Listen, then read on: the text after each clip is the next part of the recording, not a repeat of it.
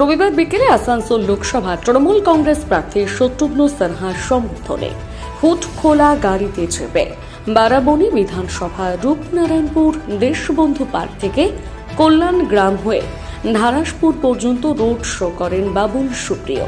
তার সঙ্গে ছিলেন বারাবণীর বিধায়ক তথা আসানসোল পৌর নিগমের মেয়র বিধান উপাধ্যায়।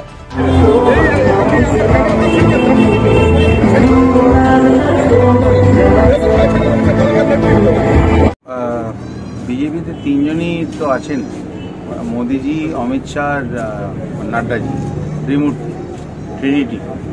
তিনজনকে একটা করে অ্যাওয়ার্ড দিলেই হয়ে যায়। 3টে অ্যাওয়ার্ড মিঠুনদা ঠিকই তো আছে, অসুবিধা কী আছে, দিয়ে দিতেই পারে। মিঠুনদা দেখুন, একটা চাপ ওনার ওপর থাকে।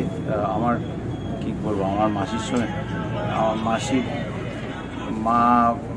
মাসির সাথে একসাথে কলেজে পড়েছে। ওনার যে মামার বাড়ির কথা বলেন, আমার মামার বাড়ি ঠিক পাশে, তো সবাই সাথে আলাপ, ফ্যামিলির একটা রিলেশন। কাজেই ওনার আর্টিস্ট মিঠুন চক্রবর্তীকে আমরা সবাই অত্যন্ত শ্রদ্ধা করি। কাজেই কোনো ওনাকে অন্যভাবে কোনো কিছু বলার নেই। তবে রাজনীতিতে উনি ঠিক সিরিয়াস রাজনীতি সেভাবে করেননি। অনেকগুলো দলে গেছেন, তৃণমূল থেকেই রাজ্যসভায় ছিলেন। তো কাজেই উনি রাজনীতি নিয়ে যেগুলো বলেন, একটা কী বলবো, একটা ওই কিছু ডায়লগ এরকম বলতে হয় যেগুলোতে মানে অডিয়েন্স একটু হাততালি দেবে, চেঁচামেচি করবে, এরকম একটা চাপ মেরুনদার উপর সবসময় থাকে। এটা তার সেই এন্টারটেনমেন্টের একটা ডায়লগ দেওয়ার মতোই একটা ব্যাপার। আর 3টে ন্যাশনাল অ্যাওয়ার্ড তো ত্রিমূর্তি আমি বলে দিলাম, একটা করে দিয়ে দিলেই হয়। মোদিজিও দুদিন আগে এখানে বলেছেন বাংলা মায়ের গর্বে বাংলায় জন্ম নিতে চান, এসব বলেছেন। তো ওটাও একটা দেওয়া যেতেই পারে, অসুবিধা কিছু নেই। আমার মনে হয় 3টে কথা ওদের জন্যই রেখেছেন, ঠিকই বলেছেন। দাদা, এক সাংবাদিকের প্রশ্ন উত্তরে কুণাল ঘোষকে নর্দমার সাথে তুলনা করেছেন, সে বিষয়ে কি বলবেন বিধান চক্রবর্তী? যার যেরকম ভাষা সে সেরকম ব্যবহার করে। দেখুন, আমিও তো বিরোধী রাজনীতি করেছি, দ্বিচারিতা করে তো লাভ নেই। এই আসানসোলেই 2019-এ আমি বিজেপির হয়ে প্রচার করতাম, এখানে ওখানে পাড়াতে। যেরকম হয় মনমান ইস্টবেঙ্গলের খেলায় আমারও গাড়ি ভাঙতো, কখনো ইস্টবেঙ্গল আমার গাড়ি ভাঙতো, কখনো মোহামেডান ভাঙতো, হতো। তো সেটা উনি, কিন্তু আমি কখনো ভাষার ওপরে কখনোই কারোর সংযম হওয়া উচিত না।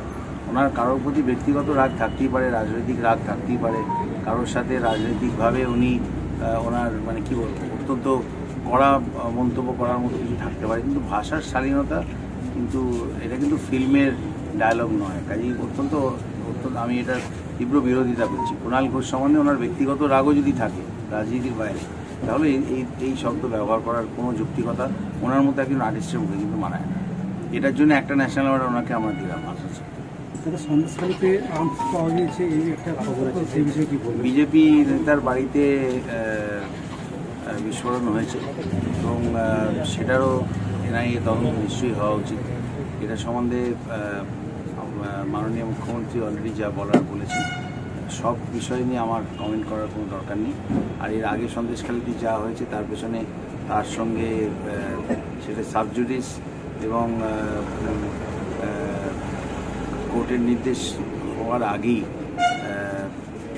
পশ্চিমবঙ্গ পুলিশই 3জনকে গ্রেপ্তার করেছে, তাদের বিরুদ্ধে অত্যন্ত কড়া ধারায় মামলা করা হয়েছে। কাজেই ওটা আইনের পথেই চলবে এবং এদের পেছনে পার্টি থাকেনি। আগেও আপনারা দেখছেন বড় নেতাদেরকেও বহিষ্কৃত করা হয়েছে। সেই অর্থে থেকে তো শুভেন্দু অধিকারীকে বিজেপি থেকে বহিষ্কৃত করা হয়েছে চার্জশিটে। হাইকোর্টের রায়ে বেশ কিছু শিক্ষকের চাকরি চলে যায়, সেই বিষয়ে বলবেন? শিক্ষকরাই তার জবাব দেবেন। আবার এটা নিয়ে রাজ্য বিধানদা এসে গেছেন। বিধানদা যে আমাদের কলকাতা হাইকোর্ট যে বিধানটা দিয়েছেন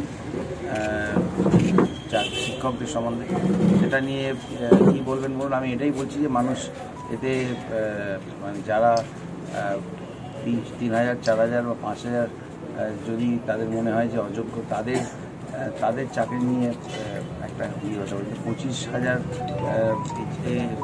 মানে শিক্ষকের চাকরি একসাথে চলে গেলে পুরো শিক্ষা ব্যবস্থাটাই তো ভেঙে পড়বে। এটা। আর আমাদের ছেলেরা পশ্চিমবঙ্গে যথেষ্ট ভালো রেজাল্ট করে, সর্বভারতীয় ক্ষেত্রে যথেষ্ট ভালো, এদের বিভিন্ন বড় বড় ইনস্টিটিউশনে আইআইটি হোক, আইআইএম হোক, খুব ভালো তারা রেজাল্ট করে। সেখানে এটা ভুল, কমপ্লিটলি ভুল রায়, এর বিরুদ্ধে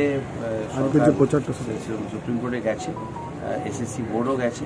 আপনারা শুনবেন, চিফ জাস্টিস নিজে এটা শুনবেন, মামলাটা শুনবেন পরের সপ্তাহে। আপনারা রায়টা দেখতে পাবেন, মানুষের রায় যেটা হয় সেটাই পাবেন। আজকে কি প্রচার রয়েছে?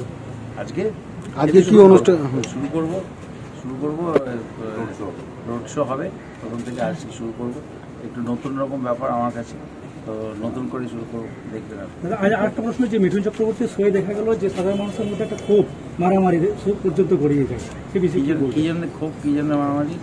হঠাৎ মিছিলটা শুরু হয়েছিল এবং শুরু হওয়ার তার শারীরিক হয়তো অসুস্থতার কারণে তিনি নেমে গেছেন, তিনি আর পারেনি এবং নেমে গেছিল। তারপরে মানুষ আমি বারবার বলছি এবং বিজেপি কর্মী সমর্থকদের সাথে এক্স্যাক্টলি আপনি যেটা বলতে চাইছিলেন, আপনার প্রশ্নের মধ্যে উত্তর লোকে নেয়, মানুষ দেখতে পায়নি। মিঠুন চক্রবর্তী একজন অত্যন্ত বড় মাপের অভিনেতা, উনি একজন স্টার। উনি যখন আসেন তখন মানুষ ওনাকে দেখতে যায়। ওনার মিছিলে কত ভিড় হয়েছে সেটার উপরে আপনি কোনো রাজনৈতিক, তার সঙ্গে রাজনৈতিক কোনো ইকুয়েশনকে আপনি যোগ করবেন না। আমরাও মিঠুন চক্রবর্তী আমি যখন ওনার সাথে প্রচার করতাম, তখন বহু জায়গায়, সাউথ হোক, এখানে ওখানে, সব জায়গাতে মিঠুনদার সঙ্গে প্রচুর প্রচার করেছি। যত জায়গায় প্রচার করেছিলেন সবকটাই হেরেছে।